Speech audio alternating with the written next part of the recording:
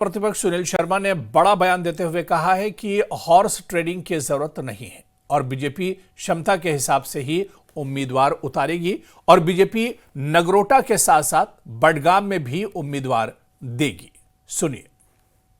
देखिए, राज्यसभा में हमारा जो आंकड़ा है वो आंकड़ा इतना नहीं है कि हम चारों सीट्स जीत पाएंगे, वो तो अंडरस्टूड है और हमें कोई जरूरत भी नहीं है कि कोई हॉर्स ट्रेडिंग, कोई दाएं बाएं घूमने की।